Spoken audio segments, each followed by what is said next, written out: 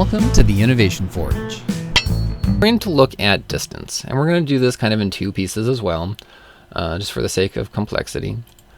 So we're going to first look at how far is the distance of a student from your institution. So, and we could also apply score bands to this as well. And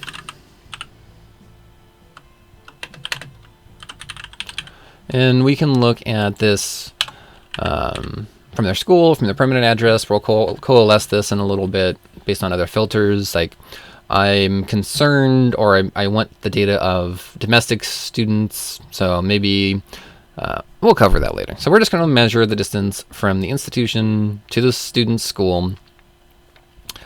And we're going to join school. Let's not do a coalesce. We're going to do a more complicated formula, but we're not going to mess with applying filters to the school. So we're just going to do school by rank overall. Maybe you are concerned of, you want the rank, the highest rank or lowest, like rank 1, high school, undergrad, graduate school. But we're just going to do school by rank overall right now. We're going to do that school 1. And we're going to do another join to organization. And this is Slate's data set of organizations. That way you're going to get that Slate system of record address, or if you have contact for the organization, anything like that.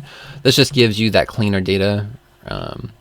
But that we might also be missing some students that aren't getting mapped to the organization. Maybe they don't have their SEEB code. Maybe the institution's not set up as an organization yet.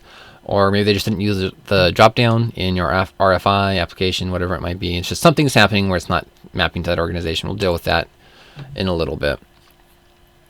So we're joining from person to school, that school rank 1, from that school rank 1 to the organization that's going to feed it that really precise vetted information. So we're going to set up a formula now. And we're just going to do distance from campus, and we can do that with we're going to geography, latitude, longitude, and we're going to join from organization to, and we'll probably just do the rank overall. You could do mailing permanent, but we're just going to do that rank 1 overall. And we need to actually modify this here. So we need to actually compare that school organization address with your institution. So you can just look this up, what your longitude and latitude is. I'm just going to copy and paste these over. And maybe we just throw a real format type here so we don't mess up any mathematical formulas that you might be doing in comparisons.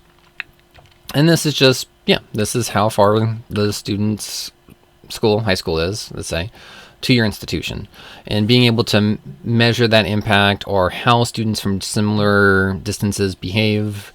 There probably is a lot of nuance there. So we can just save that.